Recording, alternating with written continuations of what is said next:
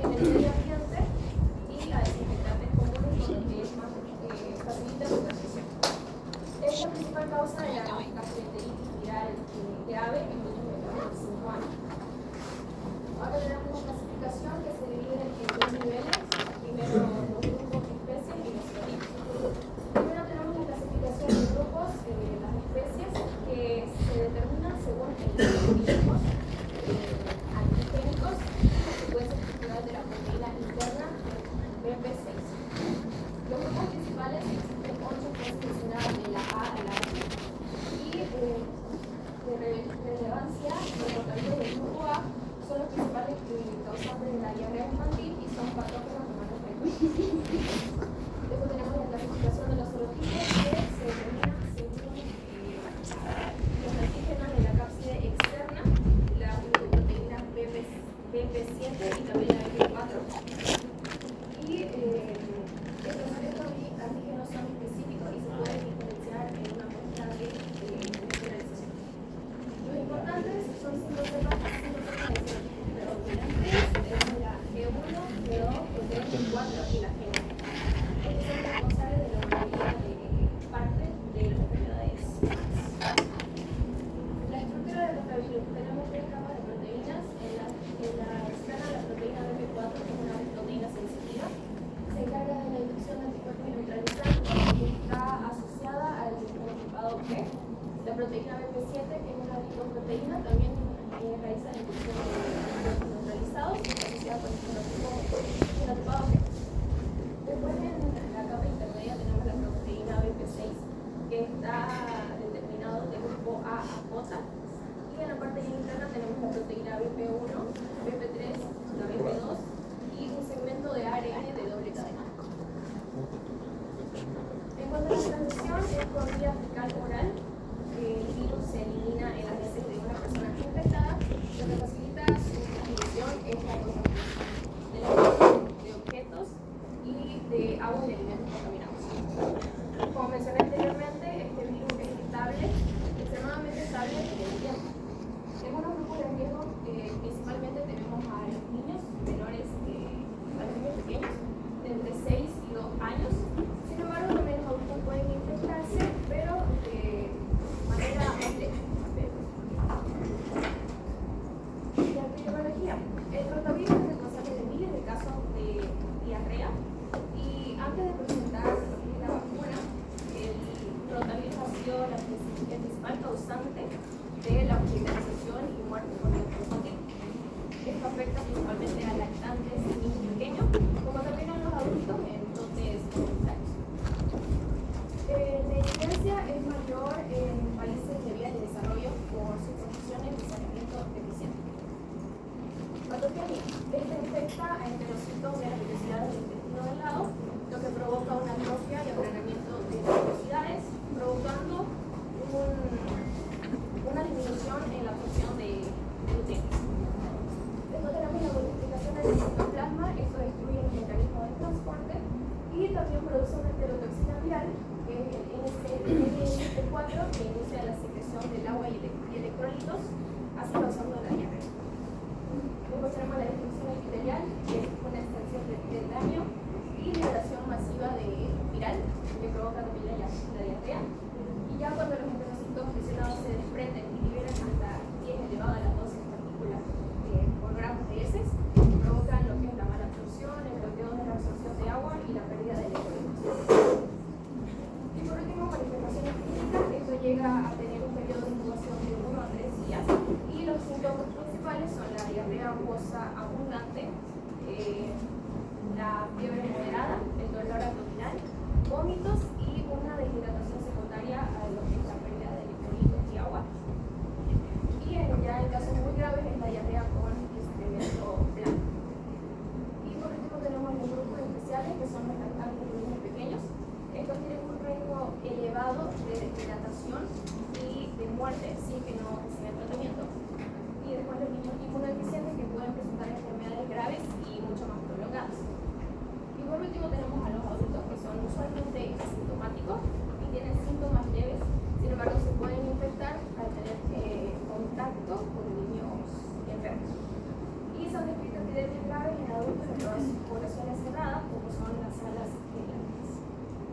adultos mayores eso, ¿no?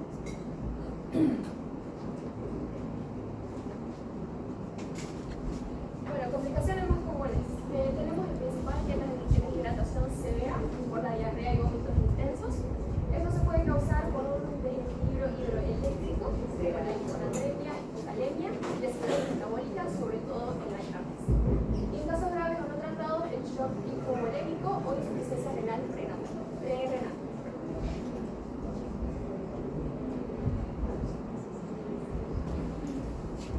Bueno, como podemos ver, vamos a llegar a tener métodos de diagnóstico y tratamiento. Como método de diagnóstico vamos a llegar a tener ELISA, inmunotomografía rápida, EDT, PCR. ELISA es el más un método de diagnóstico que llega a ser más específico, pero llega a tener un periodo de duración de 2 a 4 horas. Esto de acá mayormente se encuentra en laboratorios como hospitales, mientras que inmunocromatografía rápida es cuando llega a haber un pequeño brote, pero esto se hace en casos de que si hay bastantes pacientes que llegan a tener rotavirus, entonces hacen una prueba más rápida, por eso llegan a elegir este tipo de elección, lo cual llega a tener una durabilidad de 10 a 20 minutos. Mientras que EDT y PCR es confirmación de laboratorio. Tipo de laboratorio puede ser clínico, hospitalario e incluso puede ser en laboratorios grandes, por lo cual primero llega a tener una duración de lo que sería de 4 a 6 horas normalmente, en lo que sería la clínica, pero en laboratorios grandes va a llegar a tener una duración de 8 a 24 horas. ¿Por qué? Porque en sí el PCR llega a encargarse de lo que sería el tipo de genes de ADN, mientras que el rotavirus llega a tener un gen de ARN. El tratamiento, el tratamiento no existe un tratamiento específico, por lo cual llega a tener un manejo principalmente específico. ¿Por qué? Porque primero tenemos que llegar a tener un manejo ideal, porque la persona al llegar a deshidratarse llega a tener problemas como puede ser shock, acidosis, incluso la muerte si no llega a hidratar al paciente y llegar a cargar la pérdida de agua y electrolitos. Mientras que las medidas terapéuticas llegan a ver tipo 2, la deshidratación oral, que va a llegar a ser por vía oral, ya sea por power, así, pero si en caso que el paciente sienta muchas náuseas, vómito y no pueda llegar a tomar, como va a llegar a tener bastante vómito, recién le vamos a dar una rehidratación intravenosa. La rehidratación intravenosa solo es en caso que el paciente llegue a tener muchas ganas de vomitar e incluso deshidratación severa. En este caso llega a tener control de vómito y fiebre. Mayormente, como sabemos que estamos hablando de un tipo de virus, no se recomienda antibiótico. No se recomienda antibiótico porque nosotros al ingerir un antibiótico hacemos que el virus se vuelva más latente y entonces una vez ya vuelva a tomar ya no se puede destruir así de simple vista. Prevención y control. Prevención y control habla primero sobre las medidas de higiene que llega a tener que primero mejorar la calidad del agua. Mejorar la calidad de agua es que la persona no puede llegar a ingerir cualquier tipo de agua. Esto porque también investigaciones dicen que personas llegan a ingerir agua en las piscinas o incluso en el tipo de río. Pero yo lo hallo mejor, un ejemplo, mantener buenas condiciones de saneamiento práctico de higiene e interrumpir transmisión fecal oral. ¿Por qué? Porque técnicamente, les voy a dar un ejemplo. Una mamá tiene un bebé, ese bebé va a llegar a tener 4 meses de recién nacido, lo cual el bebé va a llegar a tener este tipo de infección que va a llegar a ser el rotavirus. Entonces la mamá va y cambia los pañales, entonces llega la tía a charlar con la madre y entonces la madre va y se lava las manos como sea, entonces no es un buen dato de higiene porque se tiene que lavar bien las manos, aún sabiendo que el bebé llega a tener la infección de rotavirus. Entonces como no se lavó bien las manos, va a hablar con la tía y entonces la tía le dice quiero algún tipo de comida o algo así y le invitan sin lavarse bien las manos, eso es mala higiene. Y y entonces le da la manzana y ahí la cría pues come una manzana, entra al tubo digestivo, el virus proyecta su ARN y comienza. Entonces, eso es un ejemplo para que ustedes se den cuenta de lo que sería la diferenciación de prevención y control. Ahora, otro tipo llega a tener 3 tipos de vacunación. Primero vamos a llegar a tener la vacunación de Rotavirus. Esta vacunación fue creada en 1989, pero se llegó a sacar porque llegó a tener diferentes tipos de enfermedades causadas por los bebés, porque llegaban a tener los bebés como mayormente diarrea sevérica, deshidratación, y esto de acá incluso en algunos niños llegó a tener obstrucción intestinal, mientras que la Rototec y Rotavix llegan a ser las dos vacunas aprobadas. Una fue creada en 2006 y la otra fue creada en 2008 por los Estados Unidos, lo cual esto de acá mayormente es dado en niños desde las 4 semanas de recién nacidos, en el caso de Rototec, y hasta los 6 meses, porque si pasa a los 6 meses puede llegar a causar algún tipo de trastorno. Mientras que la seguridad y eficiencia para las vacunas es seguro que en caso de que las personas, si una persona puede ser, digamos, que la madre tenga una enfermedad inmunocomprometida, qué sé yo, VIH, y entonces la mamá tenga esa enfermedad, nazca el bebé con esa enfermedad del VIH, entonces te quiere vacunar contra estas dos, no va a poder vacunar porque va a llegar a tener el bebé problemas, incluso llegar hasta la muerte. Allá. Adenovirus, familia adenoviralidae. Antes de que sigamos con adenovirus, vamos a quedar claro con rotavirus. Rotavirus es un tipo de virus que sobre todo produce diarrea en lactantes, niños menores de 2 años sobre todo. Un adulto sí puede llegar a tener, pero las diarreas van a ser mucho más leves.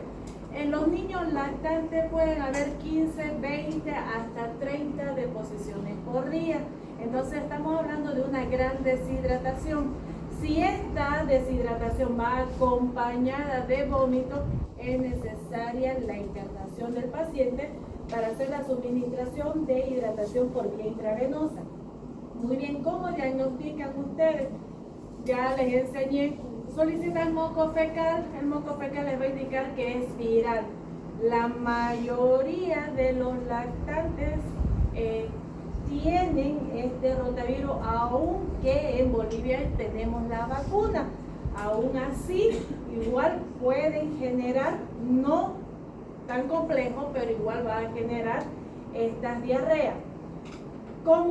¿Qué otra prueba ustedes necesitan? Con el moco fecal les está diciendo hay una infección de tipo viral. ¿Quieren saber si es rotavirus? Pueden pedir una inmunocromatografía. Es como una prueba de embarazo, una rayita negativa, 2 rayitas positivas, tal cual. 15 a 20 minutos se espera, la muestra en las heces fecales.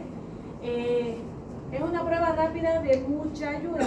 Cada vez ustedes van a solicitar un PCR, a no ser que ustedes estén haciendo un estudio epidemiológico, es diferente, pero como diagnóstico les serviría solamente la inmunocromatografía de entrada.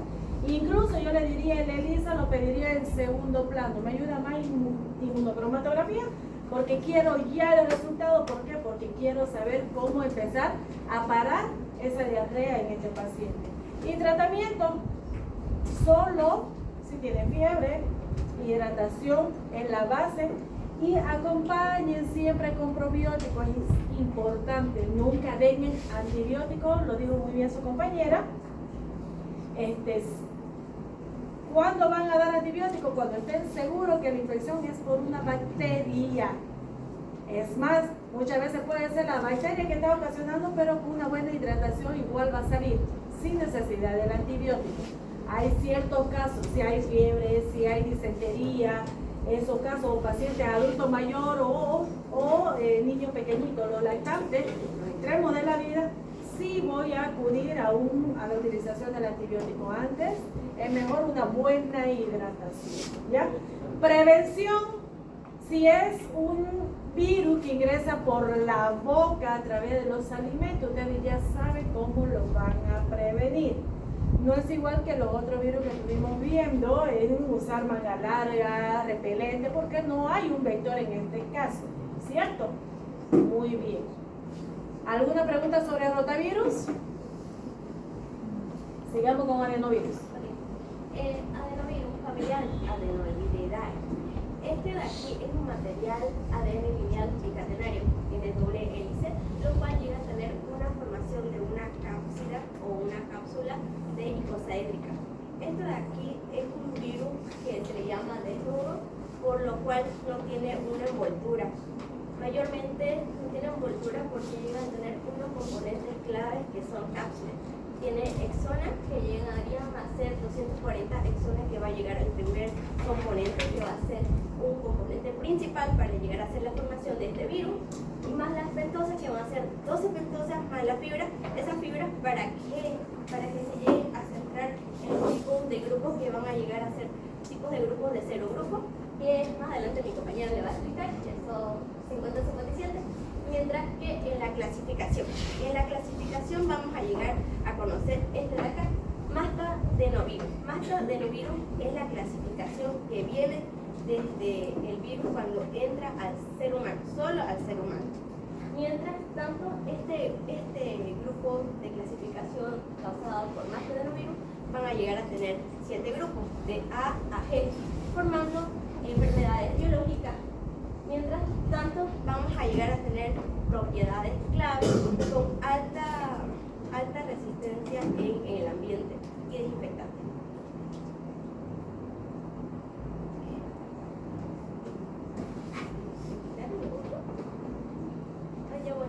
Modo de transmisión. Los modos de transmisión va a ser por vía respiratoria, ya que cuando uno llega a toser, llega a botar unas gotas, que esas gotas van a llegar a ser causadas por los grupos que van a ser causados por el virus, que era la formación de los tipos genes, que van a ser genes primarios y genes secundarios, para llegar a tener la formación. Mientras que la vía fecal oral es muy similar, como les dije, al rotavirus anteriormente, les di el ejemplo. Y aguas contaminadas, por ejemplo, como la piscina y los ríos, porque no se sabe qué buena limpieza llega a obtener, incluso algunos virus no llegan a obtener. Mientras que contacto directo y secreción o fuentes contaminados quiere decirse que esto de aquí, que prácticamente un bebé estaba tosiendo o agripado, entonces llega a botar flema, entonces salen esas gotículas y se quedan dentro, ya sea de un juguete de él, y viene otra persona y lo agarra, y entonces puede ser un medio de transmisión. Gracias. Ya. Epidemiología. Es que no vino nuestra compañera, pero ya. Epidemiología. Dice que la epidemiología circula durante todo el año. En este caso, cuando dice que circulan en todo el año, es que no hay algo específico. O sea, no podemos decir, así como usted bien dijo, que algunos tipos, así como el Zika o el dengue, tienen una etapa, así como mayormente en el verano, en el calor, mientras que acá el adenovirus no tiene, porque es tipo como un resfriado, un medio de contacto, un modo de transmisión. Entonces, esto de acá mayormente se puede ver tanto en primavera como en invierno. Lo que pasa es que son muchas las enfermedades que causan los adenovirus, no es una sola. Por eso es que circula todo el año en cualquier época, ¿no? Sigamos. Bueno, en la patología, los adenovirus infectan y replican múltiples relaciones que generan el aparato respiratorio, urinario, fenómenos del tubo digestivo. Tiene una diseminación limitada, y aquí no se disemina más allá de los rayos linfáticos secundarios cercanos al sitio de entrada. ¡Fuerte! Los virus del grupo C persisten como infecciones latentes, ya que dura años en los adenoides de la paratina, y a pesar de su latencia en una eliminación prolongada de las heces durante muchos meses después de la infección inicial. El nombre adenovirus refleja la recuperación de la cepa inicial por la invasión de la adenoides en los seres humanos. Como consecuencia de la infección del adenovirus hay infecciones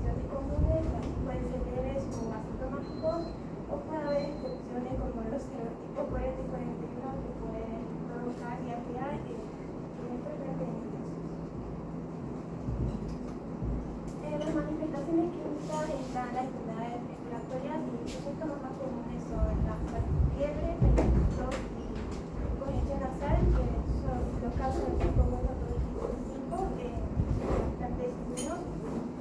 Y el 3, 4 y 7, que adolescentes y adultos. Los tipos 3, 7 y 21 pueden causar neumonía, que es más frecuente en niños. También hay brotes graves como los tipos 14, que afectan a todas las edades, y los tipos 4 y 7, especialmente militares, por el hacinamiento o por bajo estrés. También hay infecciones oculares que pueden provocar conjuntivitis leve o fiebre conjuntival. La causa de los tipos 3 y 7 y está asociada a la medicina. También está la keratoconjuntivitis epidémica, que es muy grave y causa los tipos 8, 19 y 27, afecta la colon y es muy contagiosa. En las infecciones gastrointestinales está la gastroenteritis, que puede causar diarrea, que es común en niños. Las infecciones no comprometidos afectan más a los pacientes con trasplantes o cocidos. Causa enfermedades graves como la neumonía, hepatitis, infección diseminada y tiene una alta mortalidad. La causa frecuentemente los tipos de 1 a 10. Entre otras enfermedades está la cistitis hemorrágica, que provoca el sangrado de la vejiga, que causa los tipos 11 y 21, y también la meningoenteritis encapsulada. Son muchas las enfermedades que van a causar los adenovirus. Desde respiratoria, conjuntivitis es lo más común, las conjuntivitis que son muy contagiosas. Y a veces se están prestando lentes de contacto entre amigo, amiga, y va yendo la conjuntivitis de ojo en ojo, ¿no? Infecciones gastrointestinales, común en niños más grandes a partir de 5 años, pero mucho más común en adultos de su edad. Si tienen alguna diarrea por virus, seguro que adenovirus tiene la culpa de qué, ¿ya? Es lo más característico. Sus complicaciones más comunes provoca la neumonía viral, que sobre todo en los niños y los comprometidos. También la severa conqueratitis, especialmente en el nivel hospitalario, que se transmite por contacto directo o con instrumentales hospitalarios. En las infecciones sistémicas, que son poco frecuentes pero son graves, sobre todo en inmunocomprometidos, pueden causar la cistitis hemorrágica, la meningoencefalitis, que es rara, y la miocarditis o la hepatitis en inmunocomprometidos. Deprimidos. Entre los métodos de diagnóstico, principalmente se usa el PCR, la prueba de inmunofluorescencia, que es una prueba rápida. También está el cultivo viral, pero se usa muy poco, ya que puede tardar varios días. Y la serología, que es mucho más útil en estudios poblacionales. En el tratamiento, no hay un tratamiento específico viral de uso general, así que el tratamiento es de soporte, como la alimentación y el control de la fiebre. En caso graves o inmunocomprometidos puede usarse Inoxaparin, ya que se puede bloquear el ADN del virus, y atención oncológica en caso de severo. En la prevención y control se toman medidas generales de higiene, como lavado de manos, que es la medida más simple y efectiva. También se hace desinfección de superficies, usando el sodio. En ámbitos grupales se recomienda usar toallas de papel desechables, doctor y exploración adecuada de la piscina. En el ámbito sanitario se hace la asepsia estricta y utilización del equipo médico. En la prevención y control también se hace la vacunación, pero en grupos de riesgo específicos. En este caso, la vacunación es con objetivos exclusivamente de personal militar, ya que hay solo los comunes. Entre las características de la vacuna contiene los adenovirus vivos de los tipos 4 y 7, ya que esos son los que causan los brotes graves de neumonía. Viene en cápsula de gelatina, que son resistentes al ácido gástrico. Tiene la administración vía oral. Entonces, su mecanismo de acción, estas cápsulas son resistentes a los ácidos gástricos, en el intestino se libera y se genera una inmunidad y produce enfermedad respiratoria. Muy bien.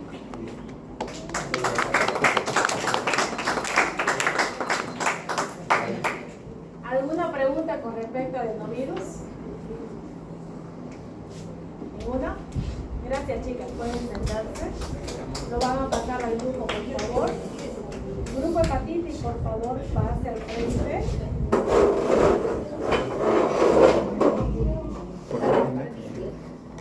Esta es nuestra tabla de contenidos, sobre lo que vamos a abarcar.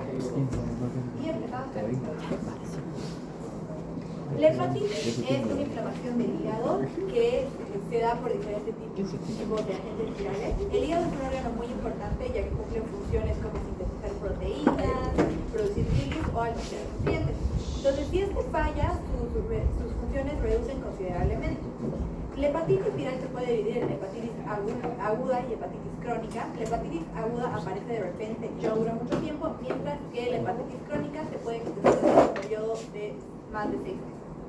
La hepatitis es un problema de salud pública a nivel global, ya que muchas personas viven con hepatitis. Y la hepatitis crónica también puede desencadenar en otras enfermedades como cirrosis o cáncer de hígado. Continuando con las agentes causales, tenemos 5 tipos de hepatitis. La primera es la hepatitis A, que se da por transmisión fecal oral, ya sea por agua contaminada o alimentos contaminados. Esta puede ser aguda o autolimitada. La autolimitada puede desencadenar en una hepatitis crónica y tiene vacuna. Luego tenemos la hepatitis B, que se transmite por sangre, relaciones sexuales o por manera perinatal, es decir, de madre a hijo. Esta puede ser aguda o crónica y tiene vacuna. Su vacuna está incluida en la mayoría de los programas de inmunización. Continuamos con la hepatitis C, que se transmite por sangre, ya sea por agujas, y hasta antes de 1992 por transfusiones sanguíneas. Esta tiene alto riesgo de volverse crónica en un 70 o un 80% y a pesar de que no tiene vacuna, hay muchos tratamientos muy efectivos. Continuamos con la hepatitis D. La hepatitis D es una coinfección o superinfección de la hepatitis B y se previene junto con la vacuna de la hepatitis B. Y luego continuamos con el último tipo, que es la hepatitis E, que esta también es por transmisión fecal oral, pero esta solo afecta a los inmunocomprometidos o a las embarazadas, por lo que muchas veces es aguda o leve, y no tiene vacuna, excepto en China, donde hace unos 10 años ya se desarrolló una vacuna. Otras causas que pueden ocasionar hepatitis son la hepatitis alcohólica por consumo excesivo de alcohol, tóxica por fármacos, o la autoinmune, que es cuando el sistema inmunológico ataca al propio virus. El mecanismo de la enfermedad vamos a tener principalmente tres. El mecanismo de la enfermedad, primero vamos a tener la patología. En el endotropismo hepático, el virus de la hepatitis B y el virus de la hepatitis C van a tener mayor afinidad con los hepatocitos. Y también están los no citopáticos directos, que estos son daños que no son producidos por el virus, sino que va a ser producido por la misma inmunidad.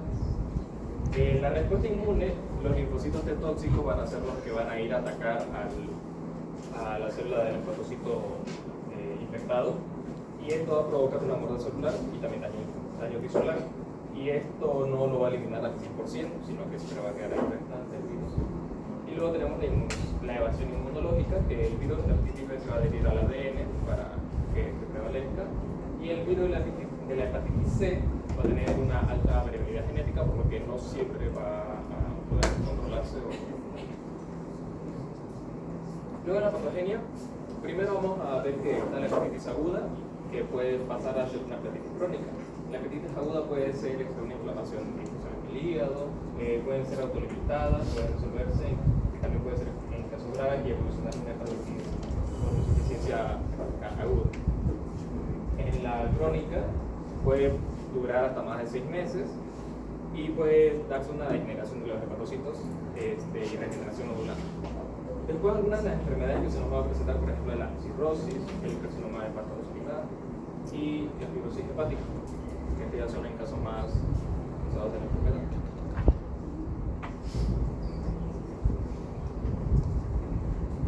En cuanto a la importancia clínica, pues vamos a ver primero que nada que obviamente, como ya habíamos dicho previamente, la hepatitis es obviamente la inflamación del hígado, de ahí viene el nombre, o el agrandamiento de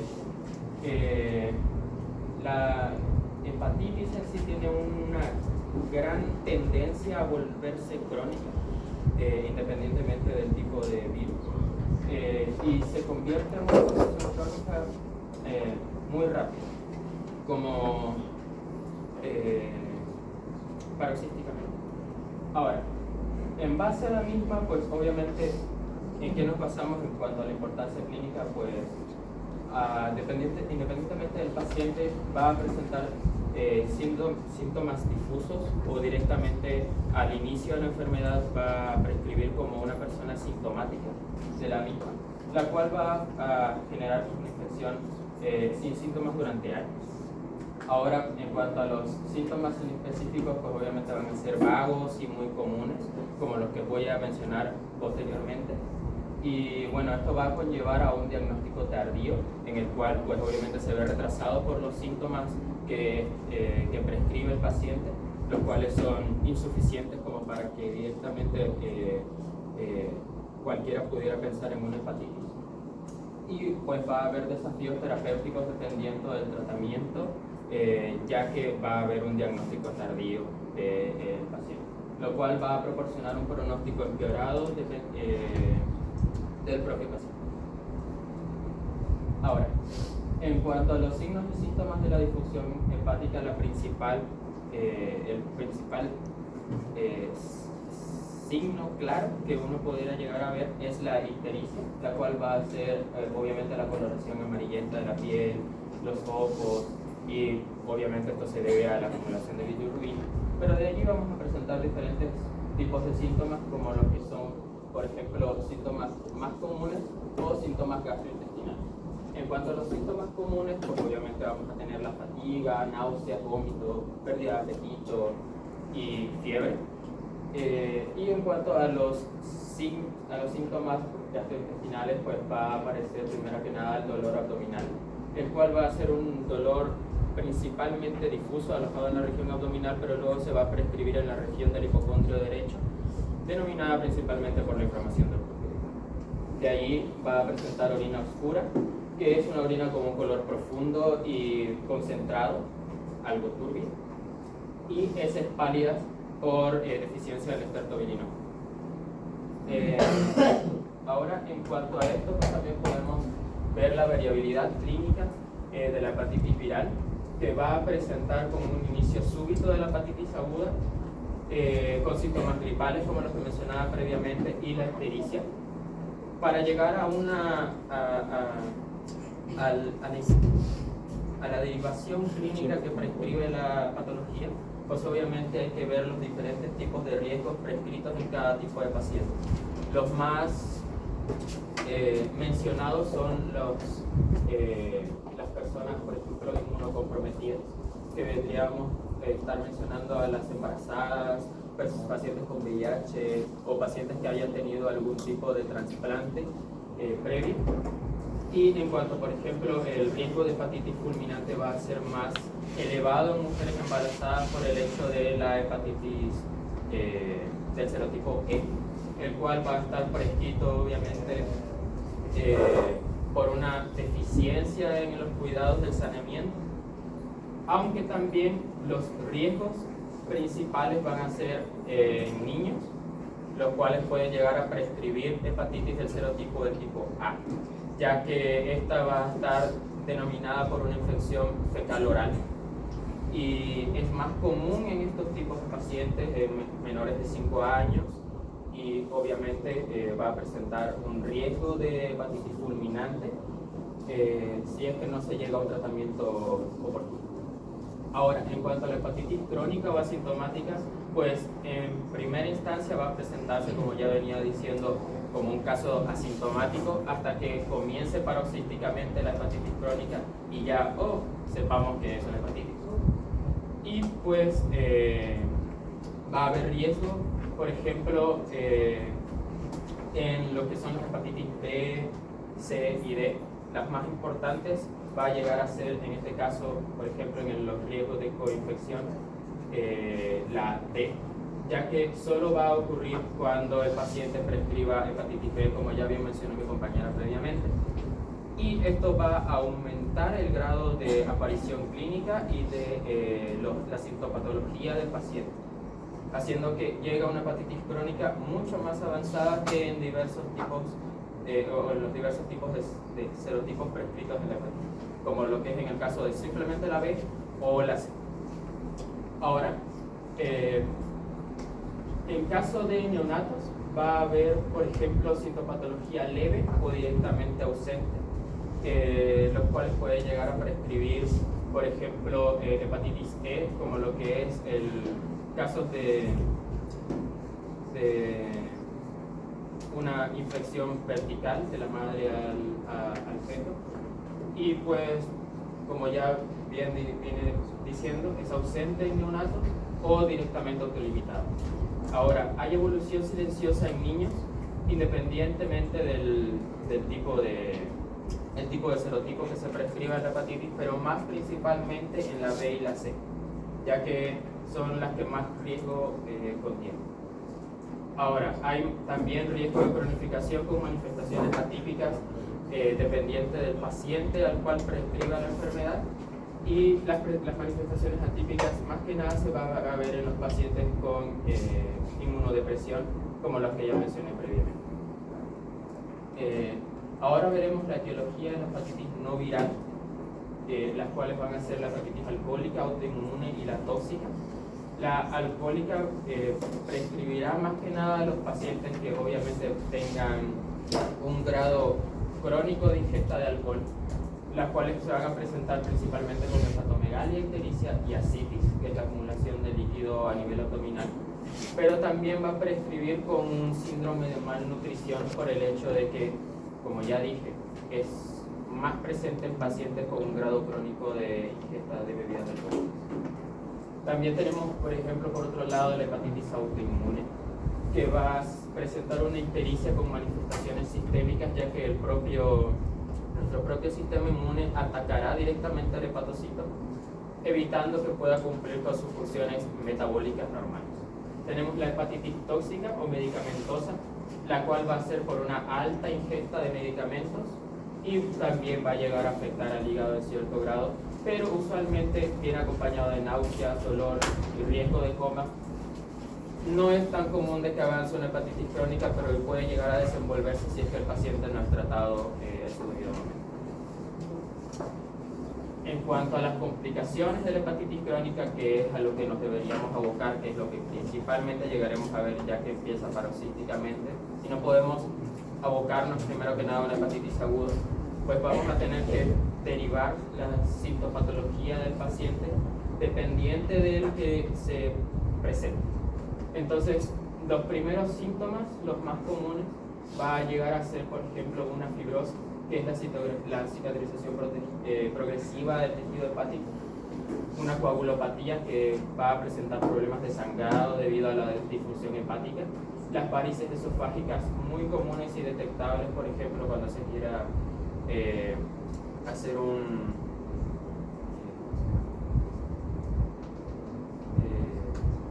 raspado o algo así, que se van a denotar las varices grandes en el esófago y dirigiéndose hacia la boca del mismo.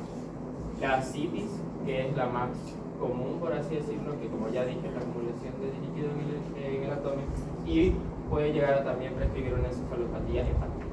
Todo eso pregunta de examen.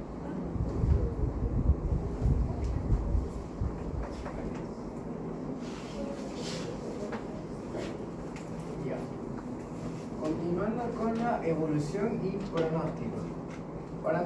Para entender esto hay que recordar que la hepatitis es una inflamación en el hígado debidamente que va a estar dada por el virus de la hepatitis. Ahora, sus factores que evolucionen de una manera favorable o desfavorable, claro, va a estar dependiendo del tipo de hepatitis que se tenga y en la fase en la que se encuentren. La fase aguda o la fase inicial va a estar caracterizada por síntomas más que leves, son síntomas de malestar general y caracterizados por la ictericia, que es la coloración amarillenta de la piel y los ojos. Pero en caso de la hepatitis A, por ejemplo, es una enfermedad autolimitada que no va a estar teniendo mayores repercusiones y va a estar dentro de unas semanas o meses en algunos casos ya se va. En el caso de la hepatitis B y C, la fase aguda puede permanecer desapercibida incluso, pero hay un porcentaje que el virus no se logra eliminar el virus por el sistema inmunitario. Eso es lo que pasa por la fase crónica. La fase crónica aparece cuando no se logra eliminar el virus en su momento adecuado y persiste más de 6 meses. Ahora hay que tener que estos 6 meses son 6 meses que el hígado ha estado con una inflamación y ha estado recibiendo trabajo porque comemos, no nos cuidamos y claro, se va a estar abriendo más nuestro hígado y de una inflamación normal va a estar pasando a una fibrosis y de una fibrosis a una cirrosis, que básicamente es el tejido sano va a estar siendo reemplazado por tejido inflamado y bueno, va a estar teniendo sintomatología, bueno, más bien manifestaciones clínicas como una así. Ahora pasamos de la fase crónica, vamos a la fase fulminante, que más que fase fulminante yo le llamaría como complicaciones severas, porque de una cirrosis puede derivar a un cáncer de hígado o una insuficiencia hepática. Ahora, ¿cómo hacemos para que no llegue a esta fase fulminante? Son estos factores que influyen. Claro que el tratamiento temprano va a estar influyendo porque mientras yo antes elimine este virus, yo más voy a prevenir de que se convierta, por así decirlo, que evolucione a una fibrosis o otro tipo de lesión. Ahora, el tratamiento temprano igual va a estar viendo muy de la mano con estilos de vida, porque esta enfermedad va a estar siendo muy dependiente de qué tanto trabajo yo le ponga a mi hígado. Mientras menos estrés yo le ponga al hígado, más fácil va a ser la recuperación, va a ser más tratable. Ahora, claro que la genética y el sistema inmunológico, dependiendo si el paciente tiene una patología de base, va a estar influido directamente en el tratamiento de la enfermedad. Pero sí, como recomendación sería tratar esta enfermedad lo más antes posible para que no escale a más patologías. O más.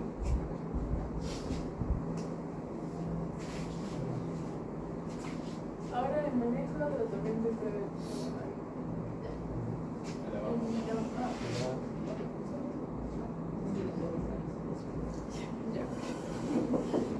como tratamiento de soporte vamos a tener primero reposo, que especialmente necesita un reposo adecuado físico en la fase sintomática especialmente, y también evitar actividades extenuantes que hagan que necesite que tenga una mayor demanda hepática.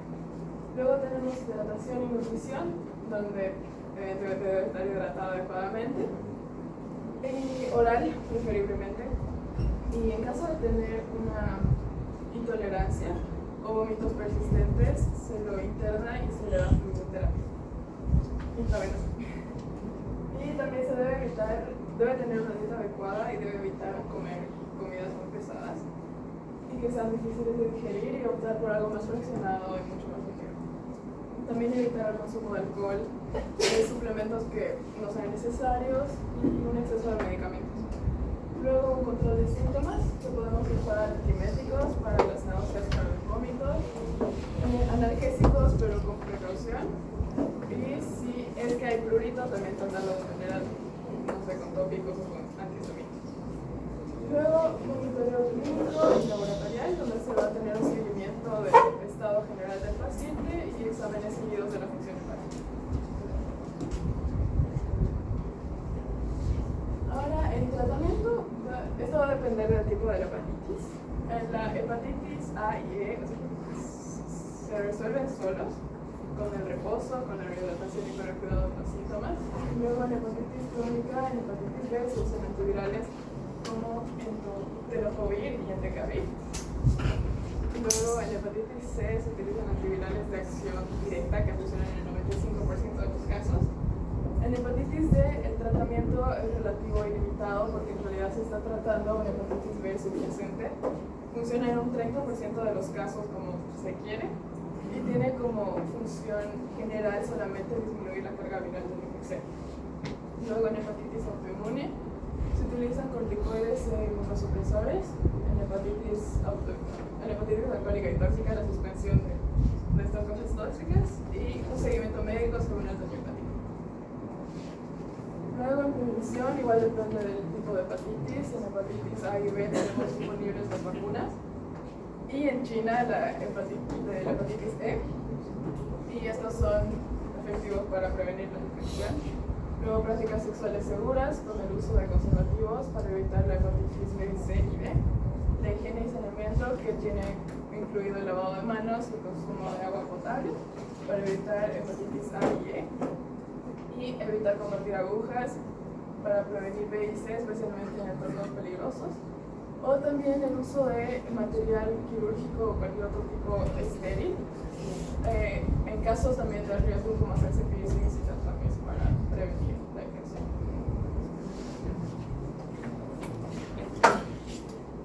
Como un caso clínico corto sobre hepatitis. Rápido. Bien, se trata de un paciente de 33 años de sexo masculino de nacionalidad colombiana que se presenta en Bogotá por presentar un cuadro clínico de 3 semanas de evolución con prurito, con alcohol y ictericia generalizada y diarrea.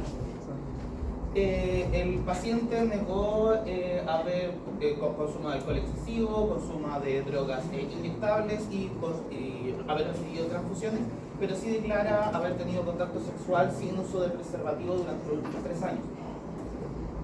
Con respecto a su examen físico general, nada destacable, se encuentra estable, sus signos vitales son normales, pero sí destaca que en el examen físico presenta mucosas histéricas y dolor a la palpación en el hipocondrio derecho y en el epicárdio. Bien, con respecto a sus exámenes de serología y perfil hepático, se analiza que el paciente dio positivo para el antígeno de hepatitis B, dio IgM positivo para el mismo anticuerpo, lo cual nos indica que se trata de una infección reciente, y dio positivo para el HBeAg, que nos indica que el virus se encuentra en una fase replicativa, por lo tanto el paciente es contagioso.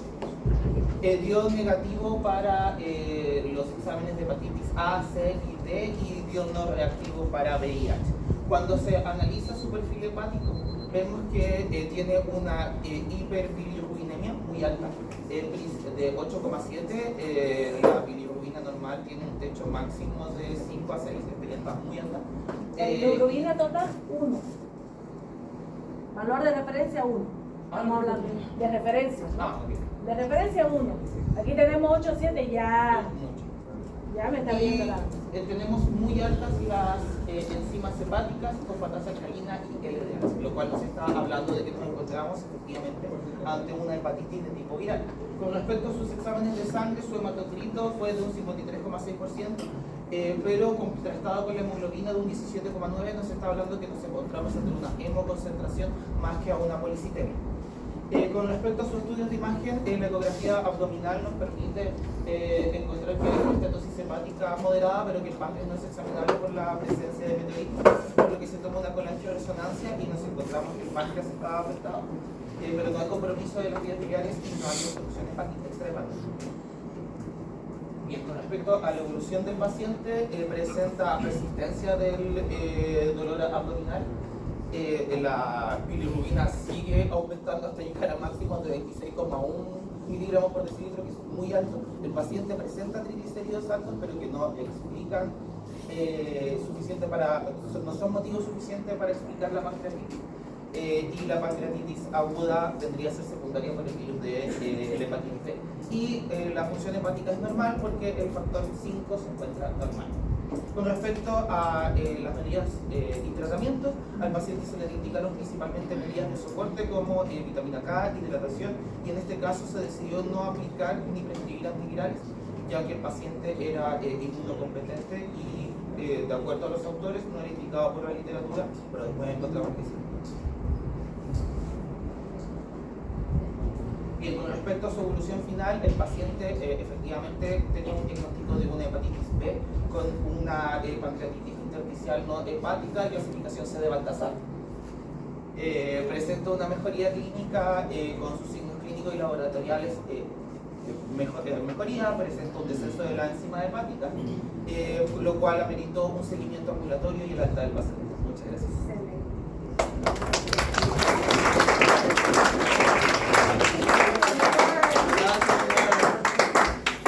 Muy bien, chicos, gracias. ¿Alguien tiene alguna pregunta antes? ¿Por qué estás grabando? Chicos, ¿alguien tiene alguna pregunta? Estoy segura que aquí varios hemos tenido, y siempre dice que uno ve mis cursos, ¿no? Hemos tenido en algún momento algún tipo de hepatitis viral. De todas las hepatitis, las virales son las más comunes. Vamos a empezar por eso. Generalmente ustedes se van a encontrar en la mayoría de los casos a pacientes con hepatitis de tipo A. Para que no nos olvidemos, son 5 tipos: A, B, C, D, E. A, E son vocales. Entonces, ¿cómo se transmite? Por la boca. Vocales ingresa por la boca a través de alimentos, agua contaminada por este virus. No se van a olvidar, ¿sí? A, B, C, D, E. Las vocales ingresan a través de los alimentos por la boca. Es la forma de transmisión para que no se olviden.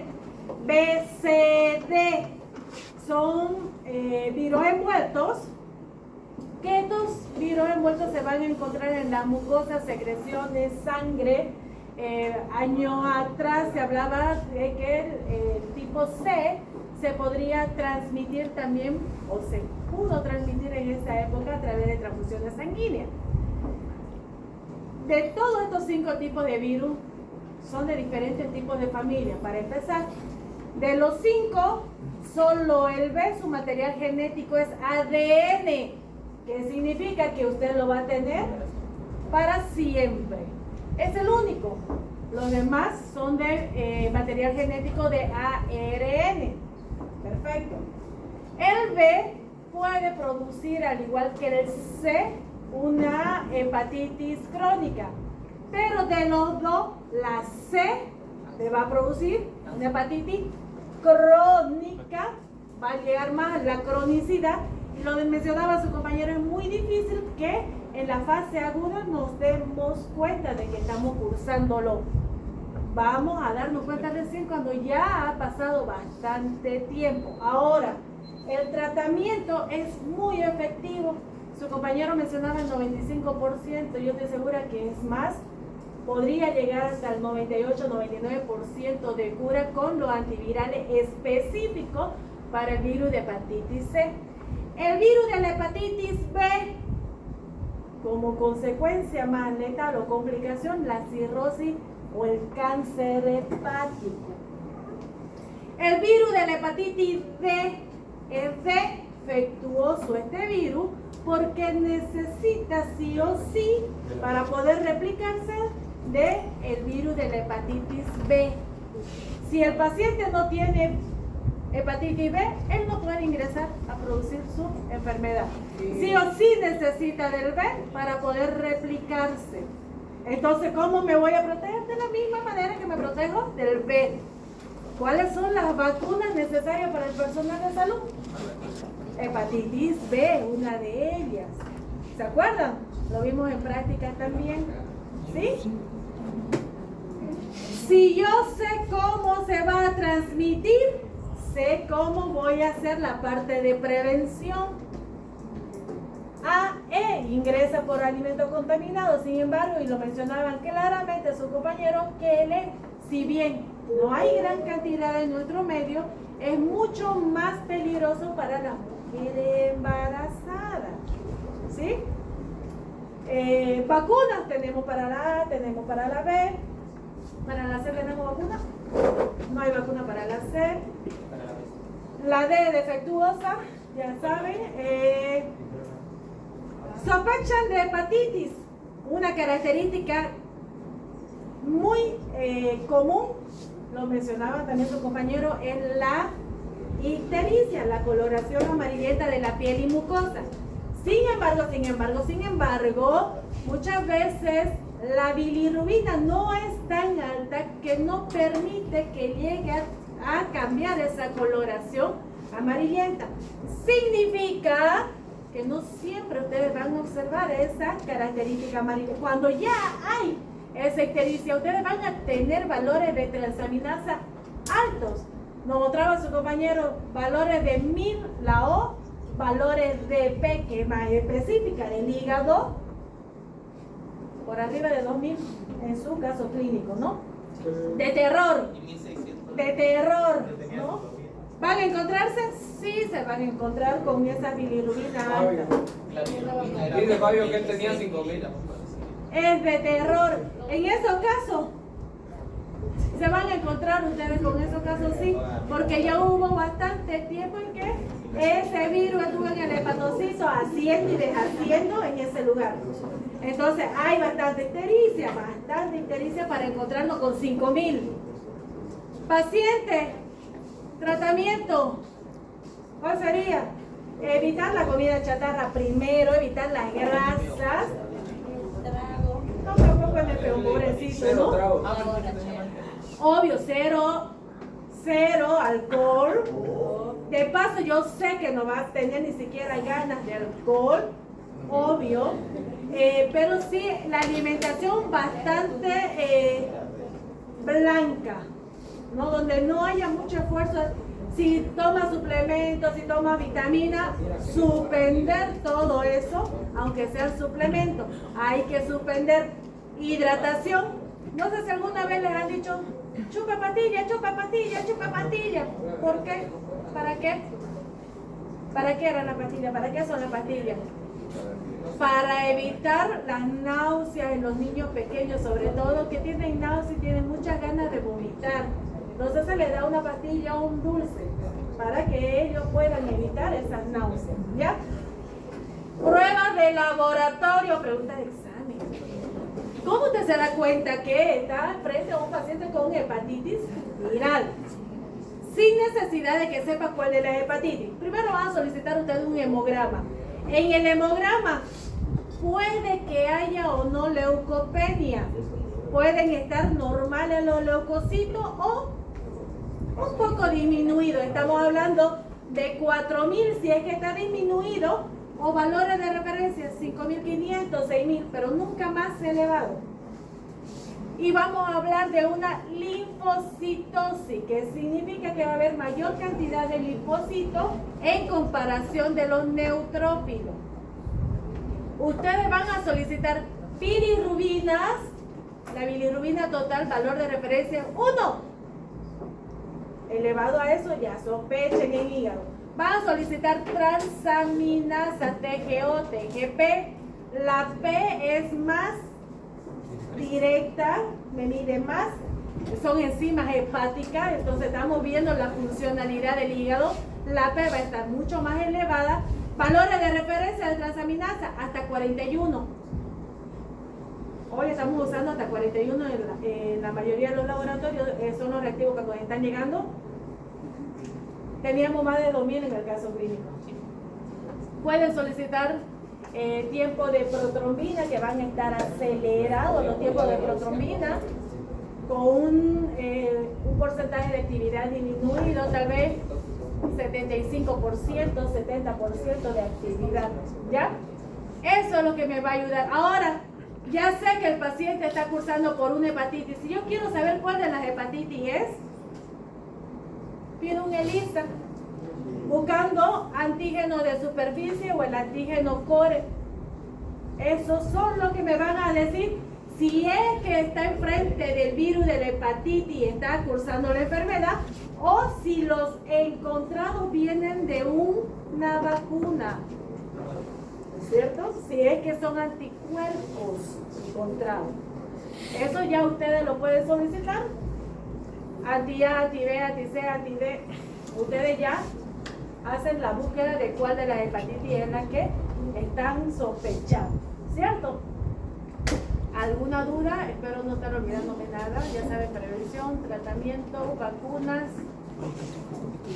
¿Pregunta? ¿Ninguna? Excelente, chicos. Doctora, una pregunta. La que era con material, o sea, su material genético era ADN. Esa de ahí, ¿hay riesgo de transmisión? Ajá, transmisión ahí. Claro. Entonces mi hijo puede nacer ya con hepatitis. Claro. Señor. Por eso es más. Por eso es que vaya pasando el otro, vaya colocando material. Por eso es que, chicos, por eso es que es necesaria la vacuna personal de salud. Riesgo de tener entre VIH y hepatitis B es más alto en hepatitis B. Mucho más alto por un pinchazo, sobre todo un accidente laboral. Que van a tener accidentes ustedes con un pinchazo, una jeringa, algún paciente lo van a tener. ¿Qué? Son accidentes, no son premeditados, no es que yo quiera tener, es un accidente. ¿Ya? Muy bien, chicos, por si acaso, todos los grupos que están exponiendo me van a mandar su exposición internamente para que lo pueda subir el LMS. Ningún grupo me lo ha enviado de este paralelo, ni el 1, ni el 2, ni el 3, ni el 4, ni el 5. Alta cantidad en regiones rurales de países desarrollados. Ya, en las características del virus vamos a tener la clasificación taxonómica, que el virus de la rabia o rabies virus va a pertenecer a la familia Rhabdoviridae y al género Lyssavirus. Es un virus de ARN monocatenario de cadena negativa, no segmentado y con envoltura. Al tener esta envoltura, lo hace sensible al éter, lo hace sensible a los rayos ultravioletas, a los soluciones liposolubles, pero también por otra parte es inactivado a 50 grados por 1 hora y pH extremo. Es estable a 4 grados a 70 grados durante semanas o años en condiciones adecuadas. En su morfología y estructura vamos a tener que es con una forma de bala o forma ovoide, que en la parte externa tiene como espinitas, que estas espinitas son glicoproteínas, o sea, proteínas G, que están como, es lo más superficie del virus. Luego esto de acá es la proteína M o la proteína matriz, que está muy relacionada con la nucleocápsula. Es el único que tiene esa forma de bala. Ya, ahora la replicación viral. La replicación viral, al ser un virus de ARN monocatenario de cadena negativa, lo hace necesitar un ARN polimerasa de tipo L o proteína L para lograr obtener un ARN mensajero y codificar las proteínas N de nucleócido, P de fosfato, M de matriz, G glicoproteína y L, que es la proteína grande que mencioné anteriormente. Luego sucede la replicación y al final obtiene su envoltura. Y ya la patogenia de las rabias, y empieza por la inoculación, de la mordedura. Este virus entra principalmente al músculo esquelético. Del músculo esquelético se va hacia el sistema nervioso periférico y ocupa lo que son los canales de acetilcolina. Luego, por una vía centrípeta, que quiere decir de periferia al centro, se va hasta el sistema nervioso central, provocando la viremia, y luego hasta las glándulas salivales, que es donde se excreta este virus. El modo de transmisión, como lo mencioné, es por la mordedura de animales, puede ser por arañazos o con la saliva contaminada, o también por heridas abiertas o mucosas que estén en contacto con el virus. Excepcionalmente puede ser por la inhalación del virus, pero esto más que todo en laboratorio o en cuevas de murciélago. Como epidemiología tenemos que la rabia es una zoonosis causada por el virus rabia, por Lyssavirus. Esta viene de la familia Rhabdoviridae. Esta afecta más que todo a los mamíferos de sangre caliente, al igual que a los humanos. Su transmisión es a través de, como dijo mi compañero, a través de mordeduras de perro.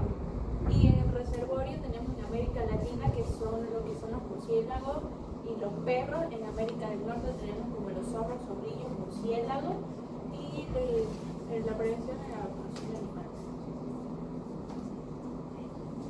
Para los síntomas vamos a tener tenemos 3 fases: periodo inicial, periodo neurológico agudo y fase final.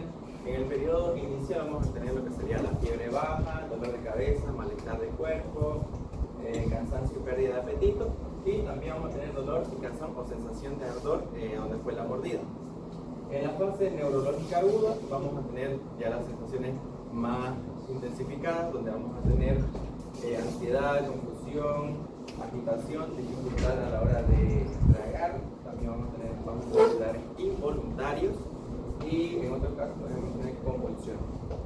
En la fase final, parálisis o coma, vamos a tener lo que sería la parálisis progresiva, insuficiencia respiratoria, coma y en algunos casos vamos a tener la muerte, pero en esto va a ser, si es que no es tratada en la fase neurológica aguda, va a ir avanzando y va a llegar a la muerte.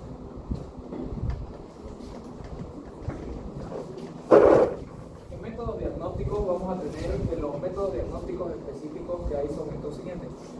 Principal aclaración es que normalmente en la rabia el diagnóstico de rabia se hace post-mortem, lo cual es inoportuno para nuestros pacientes. Pero ya como método diagnóstico vamos a tener primero inmunofluorescencia directa. Este es el principal método que se utiliza post-mortem. Es muy sensible, muy rápido y bueno, es el que más se utiliza, como digo, a nivel post-mortem o en algunos casos de biopsia también de... ¿Cuál es la muestra? Claro, es muestra cerebral, si no me equivoco, no un pedacito de cerebro que se utiliza. En el PCR con transcripción inversa, este de aquí lo que hace es detectar el ARN en muestras de saliva, muestras de líquido cefalorraquídeo, muestras de una muestra de piel o también muestra cerebral. Este de aquí se puede hacer tanto post-mortem como ante-mortem y este es de hecho el que más se utiliza antes de que muera el paciente para diagnosticarlo, ¿no? O sea, es el método más utilizado en vida del paciente. El aislamiento viral con inoculación en ratones, este es el más lento de todos los métodos que tenemos, porque lo que se hace es prácticamente una autopsia del paciente, puede ser una inoculación, por ejemplo, una muestra de cerebro del paciente, y lo que se hace es se inocula en el ratón, y si el ratón desarrolla el virus, después de esto se confirma por medio de inmunofluorescencia directa también. Muy y cruel para el ratón, se ¿no? lo diagnostica al paciente. Entonces, como este tiene como dos procedimientos, este es el más largo de todos. Y la detección de anticuerpos, esta detección de anticuerpos viene a ser el detectar anticuerpos específicos que comparten a la rabia por medio de muestras de líquido cefalorraquídeo. Bueno, para el tratamiento tenemos medidas inmediatas post-exposición de la mordida, que sería lavar la herida a fondo con agua y jabón. También podemos recibir inmediatamente una dosis de inmunoglobulina antirrábica si la persona no se vacunó previamente. También podemos recibir una dosis de vacunas antirrábicas. Si tenemos la posibilidad de encontrar al perro, observar al perro si tenía rabia, para ver si evitamos o modificamos el tratamiento.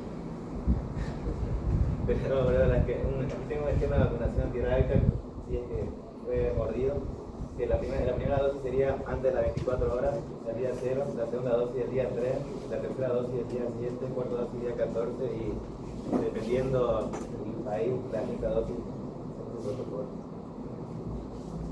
Bueno, tenemos dos tipos de prevención. Tenemos la profilaxis pre-exposición y post-exposición. La pre-exposición debe ser una vacunación preventiva de unas 3 dosis que vendría a ser a los 0 días, a los 7, 21, 28 días en paciente de riesgo. La otra sería el control de animales domésticos, el control bajo cuidado de los animales, ya sea gatos, perros o ratones. De ahí evitar el contacto con animales desconocidos, una educación comunitaria y campañas de control sanitario, una vacunación masiva. Y ahora en el caso de que ya sea una profilaxis post-exposición por una mordida, lavar la herida con agua y jabón durante unos 15 minutos, no suturar en ese mismo momento y bueno, acudir al centro y aplicarse una vacuna de ser necesario. De ahí ya observar al animal durante unos 10 días.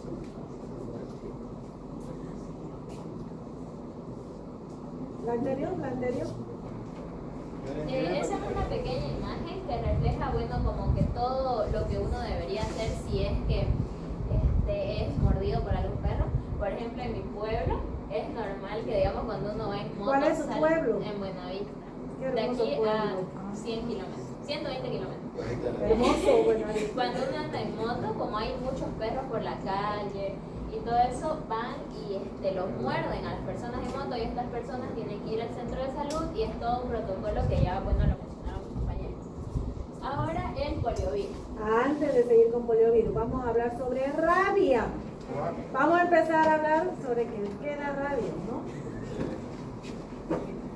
Este es un virus que va a atacar el sistema nervioso, ¿cierto? Cierto. Hidrofobia. Buena pregunta, ¿por qué se da la hidrofobia? Ya. Al ser un virus que afecta el sistema nervioso central, va a afectar principalmente lo que es el tronco encefálico, el bulbo raquídeo y el sistema límbico. Al afectar todas estas partes, lo que hace es que provoca espasmos en los músculos de la deglución y la respiración. Por lo tanto, cuando la persona toma agua, le provoca mucho dolor al tomar agua.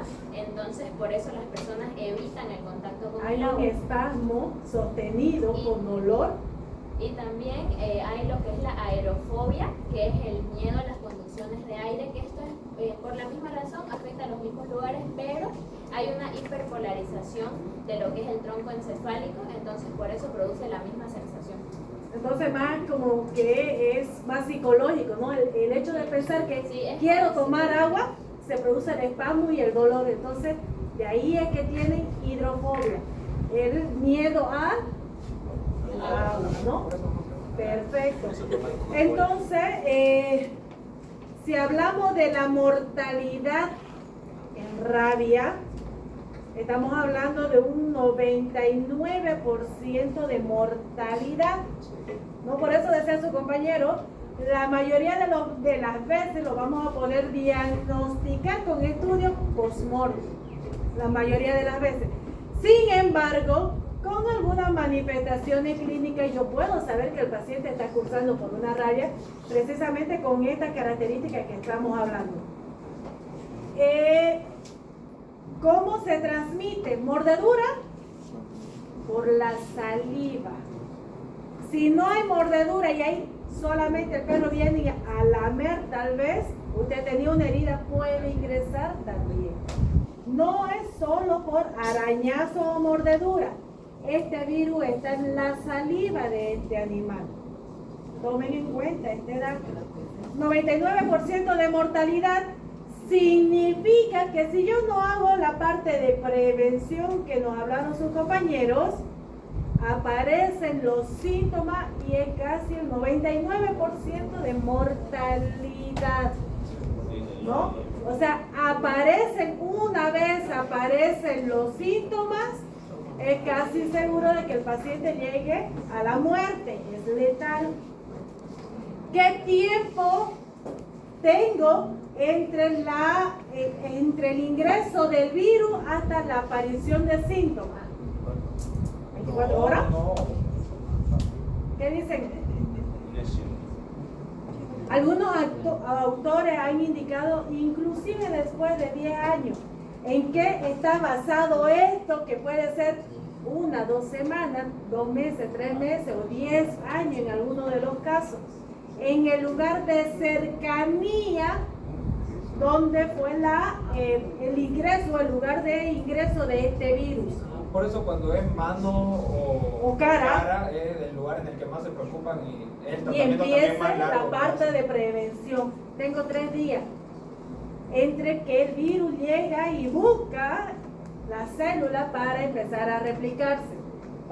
Ustedes tienen 3 días para empezar la parte de prevención. De todas maneras, la primera prevención que ustedes deben hacer en cuanto al virus de la rabia es agua y jabón. Si es que ustedes fueron los que han sido mordidos tal vez por un animal desconocido, agua y jabón, porque es bastante susceptible al medio ambiente este virus.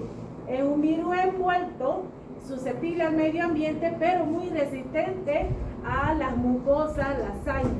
Entonces, mientras más lo tenga al aire libre, por eso es inaceptable hacer una sutura, mientras tenga más al aire libre, es mucho más fácil que este virus muera.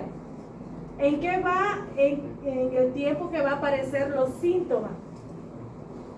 Carga viral, la cantidad de mordedura que pudo haber, tal vez solamente fue que lamió el brazo y había una herida, tal vez fueron varias mordeduras, como ejemplo. Entonces ahí yo ya voy viendo en qué tan rápido pueden aparecer los síntomas. La cercanía o la lejanía, cuando es en el dedito meñique, digamos, ¿no? Del piecito, en el dedito más chiquitito del piecito.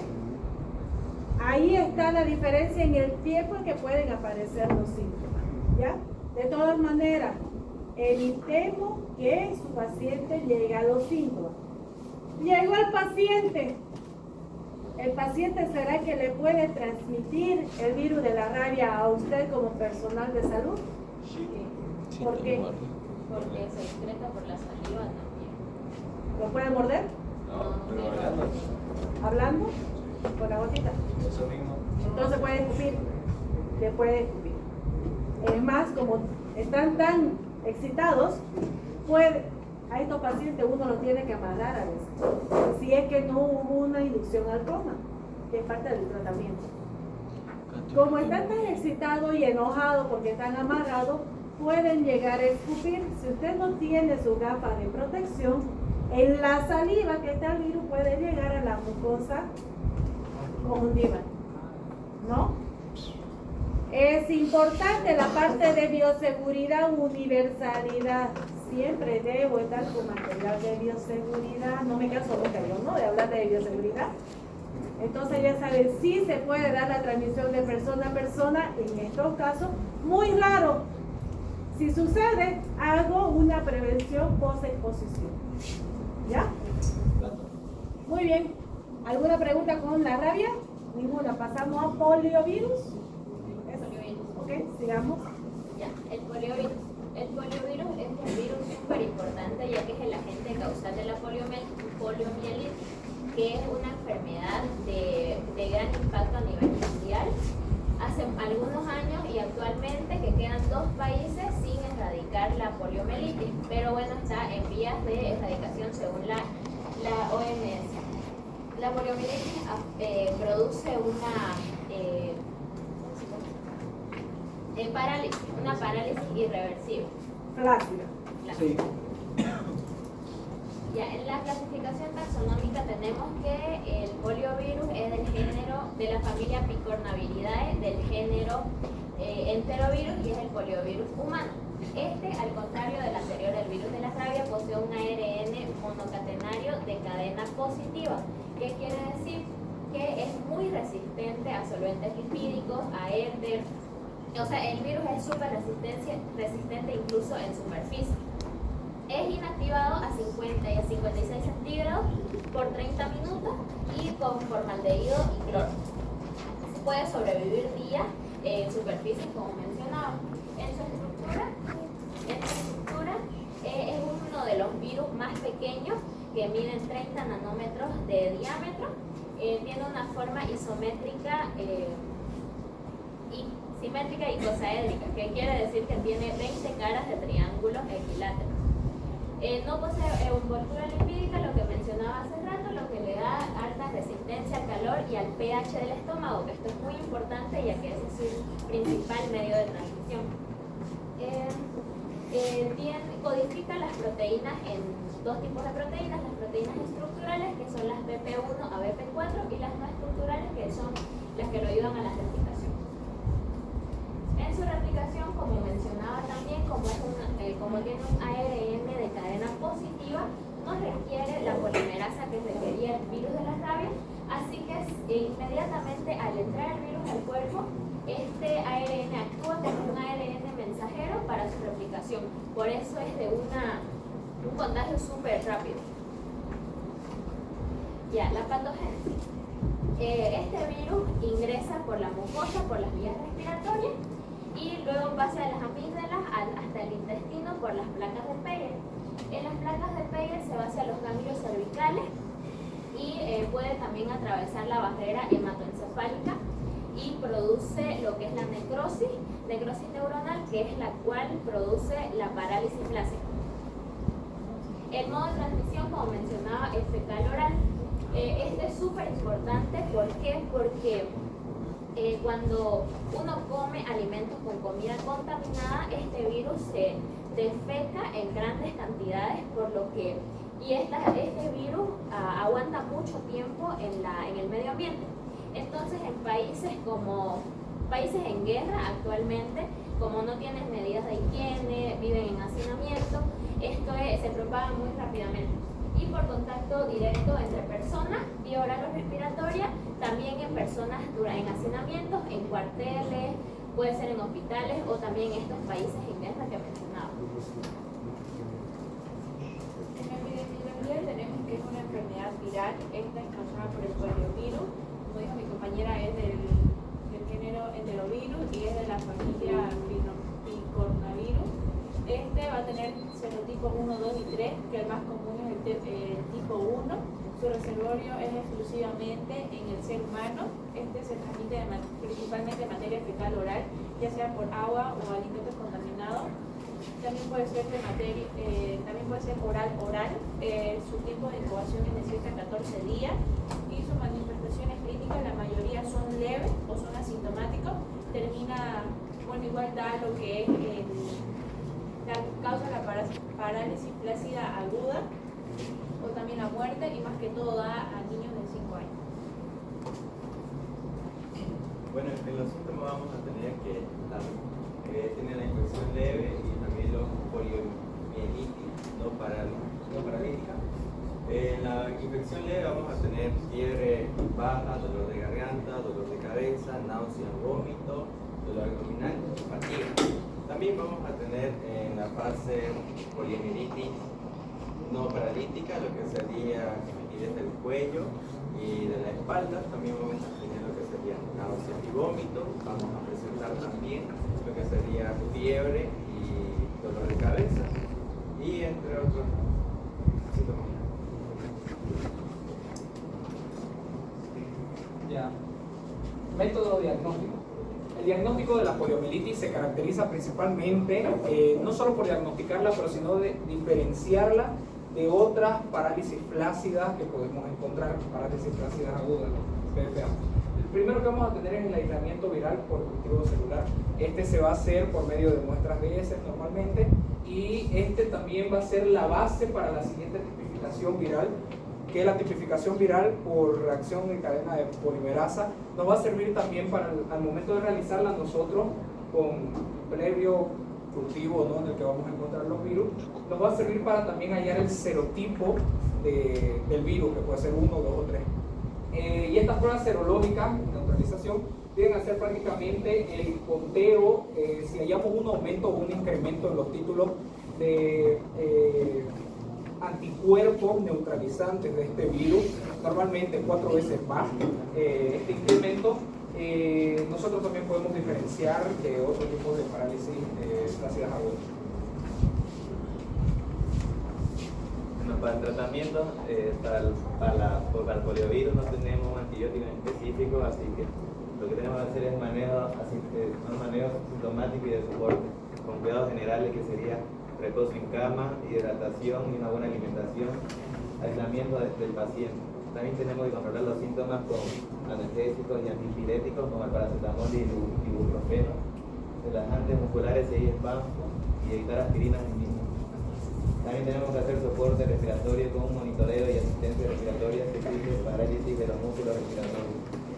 También la fisioterapia y rehabilitación, en algunos casos con ejercicios pasivos y activos, terapia ocupacional, uso de aparatos ortopédicos. Y cuidado a largo plazo sería apoyo psicológico, rehabilitación prolongada y cirugía ortopédica si hay deformidad. Prevención. La prevención va a ser mediante 2 vacunas. Una va a ser SARS, que va a ser vía oral, que va a dar un virus que va a ser atenuado, y la otra es el SARS, que va a ser inyectable y es un virus inactivo.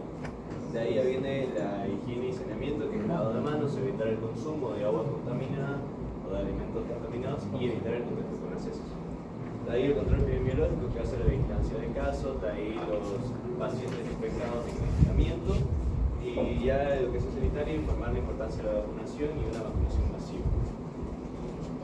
Aquí quiero mencionar que el 24 de octubre es el Día Mundial de la Poliomielitis, y en este mes se realizan varias campañas. Una de ellas fue el 11 de octubre, Caminando hacia un futuro sin polio, que son, como está de moda todo lo que es el correr, las caminatas, el ejercicio, el grupo Rotary International, que es un grupo a nivel internacional y mundial, hacen este tipo de campañas, venden poleras y bueno, la inscripción también a la carrera, y todo esto se usa para donar, para que se compren vacunas, se compren las hieleras para mantener la cadena de frío y para también el personal que debe entrar a estos países, como mencioné, Afganistán y Pakistán, que son de muy difícil acceso para lograr erradicar totalmente este virus. También hubieron unas campañas para los niños más pequeños que fueron pintando por la polio, donde los niños dibujaban, hacían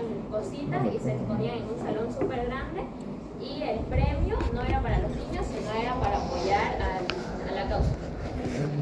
Y ahí está el informe del 2025, que es el informe más actualizado, que muestra que los únicos países que todavía tienen la poliomielitis es Pakistán y Afganistán.